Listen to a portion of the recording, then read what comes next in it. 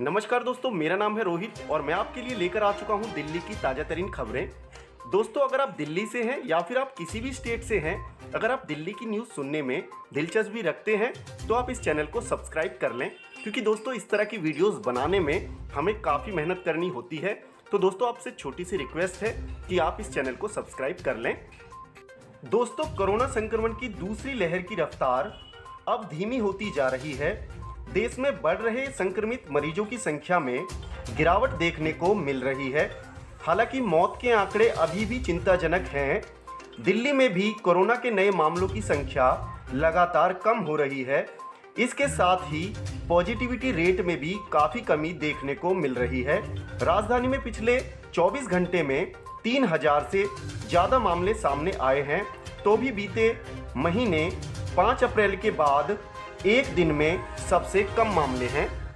और उधर दिल्ली के ईएसआई अस्पताल के 7वें फ्लोर में लगी आग, सभी मरीजों के सुरक्षित होने की खबर। दिल्ली के पंजाबी बाग इलाके के ईएसआई अस्पताल में आग लग गई है। अस्पताल के 7वें फ्लोर पर आग लगी है। दमकल की 7 गाड़ियां आग पर काबू पाने में लगी हुई थीं। फायर विभाग के मुताबिक आग कंट्रोल में है। आग की वजह से किसी के हताहत होने की सूचना नहीं है।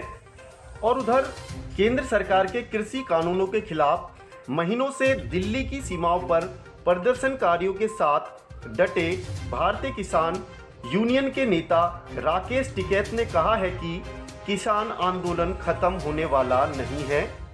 टिकैत ने आज कहा है कि किसान यहां से तभी हटेंगे जब उनकी मांगें पूरी होंगी। ये सरकार जब तक एमएसपी पर कानून नहीं बनाती और किसानों के सभी मसलों पर बातचीत नहीं करती, प्रदर्शनकारी यूं ही धरना प्रदर्शन करते रहेंगे। राकेश टिकैत हरियाणा के रेवाड़ी में प्रदर्शनकारियों से भेंट के दौरान ऐसा बोल रहे थे। टिकैत ने जोर देकर कहा है कि किसानों पर लाठीचार्ज या आंसू गैस दागकर सरकार उन्हें पीछे नहीं हटा सकती। वह जहां बैठे हैं वहां डटे रहेंगे। कोरोना का संक्रमण फैलने के सवाल पर टिकैत ने कहा है कि हमारी वजह से महामारी नहीं फैल रही है। ये समझो कि कोरोना का रास्ता अस्पताल जाता है और किसान का रास्ता पार्लियामेंट जाता है। दोनों के रास्ते अलग हैं। और उधर कोरोना महामारी की दूसरी लहर ने राजधानी दिल्ली को बुरी तरह प्रभावित किया है, जिस वजह से वहां की स्वास्थ्य व्यवस्था पूरी तरह से चरमरा गई। हालांकि बाद में केंद्र और राज्य सरकार ने कई कदम उठाए। ऐसे में हालात पटरी पर आ चुके हैं, लेकिन अब एक नई मुसीबत राजधानी में आ खड़ी हुई है, जिसका नाम है ब्लैक फंगस। इसको देखते हुए केजरीवाल ने एक बड़ा कदम उठाया है। दिल्ली सरकार के मुताबिक सरकार म्यूकोरमाइकोसिस के केस को मॉनिटर कर रही है। साथ ही स्वास्थ्य महकमे को इससे जुड़े निर्देश जारी कर दिए गए हैं।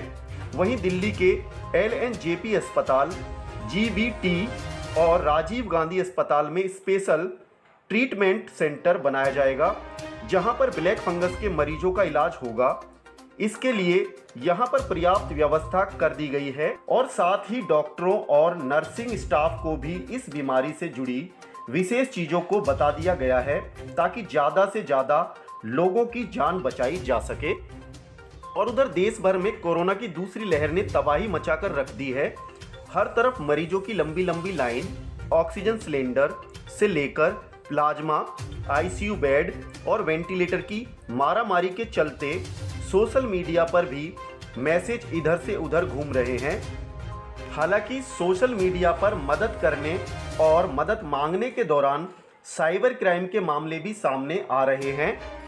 जानकारी के अनुसार कोरोना मरीज परिजनों के लिए मदद मांग रही महिलाओं के नंबरों पर अश्लील मैसेज से लेकर आपत्तिजनक फ़ोन कॉल आ रहे हैं।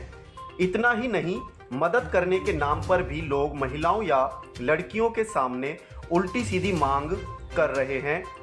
दिल्ली में कई ऐसे मामलों के सामने आने के बाद अब सोशल मीडिया पर सहायता मांगना भी मुसीबत भरा हो रहा है। और उधर दिल्ली में नहीं है ऑक्सीजन की कोई कमी, केजरीवाल सरकार ने एचसी को दी जानकारी। दिल्ली सरकार ने कोर्ट को कहा है कि उन्होंने ऑक्सीजन सिलेंडर रिफिल करने वाली कंपनियों को निर्देश दिया है कि उनको ऑक्सीजन की कितनी सप्लाई मिल रही है, इसकी जानकारी वो दिल्ली सरकार को देते रहें। दिल्ली सरकार ने गुरुवार को राजधानी में ऑक्सीजन की कमी से जुड़े मामले में दिल्ली हाई कोर्ट को बताया है कि उनके पास फिलहाल ऑक्सीजन की कोई कमी नहीं है। दिल्ली सरकार ने कहा है कि फिलहाल उनके पास पर्याप्त मात्रा में ऑक्सीजन का बफर स्टॉक भी है। और उधर गड्ढे में समाया पूरा ट्रक, भारी बारिश की वजह से हुआ हादसा। दिल्ली के नजफगढ़ इलाके में मेट्रो निर्माण कार्य चल रहा है। मेट्रो की लापरवाही से खेरा मोड़ नजफगढ़ पर बने सैनिटेशन शोरूम के नीचे की सारी मिट्टी बहने से शोरूम की बिल्डिंग गिर गई। राजधानी दिल्ली में मेट्रो ने आम लोगों की जिंदगी को आसान बनाने के साथ साथ यातायात को सुगम बनाने में काफ़ी अहम भूमिका निभाई है। अपनी कार्य प्रणाली के आधार पर देश में नाम बना चुके दिल्ली मेट्रो के कामकाज पर अब सवाल उठने लगे हैं। दिल्ली के नजफगढ़ में कुछ ऐसा ही हुआ जिसने मेट्रो के कामकाज पर सवाल खड़े कर दिए हैं। और उधर चक्रवाती तूफान तौकते का असर राजधानी दिल्ली पर भी पड़ा है। इसके कारण एक तरफ दिल्ली का मौसम बदला तो वहीं दिल्ली की सीमाओं पर कृषि कानून के विरोध में बैठे किसानों के टेंटों को नुकसान हो रहा है। दरअसल मौसम विभाग के अनुमान के मुताबिक अगले एक हफ्ते तक दिल्ली का मौसम ऐसा इसी तरह बना रहेगा। सिंघू, टीकरी और गाजीपुर बॉर्डर पर बैठे किसानों को अचानक आई बारिश की मार झेलनी पड़ रही है।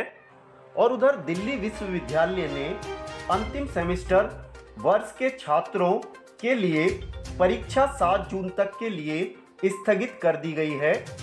परीक्षाएं 15 मई से होने वाली थीं।